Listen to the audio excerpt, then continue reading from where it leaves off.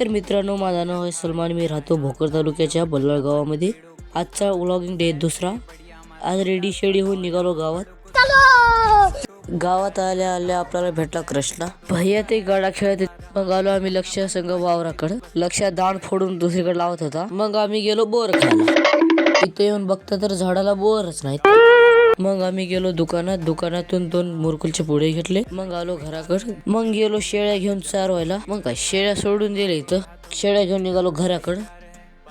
मग आजच्यासाठी एवढंच. कसा वाटला तुम्हाला माझा व्लॉग? Bye bye.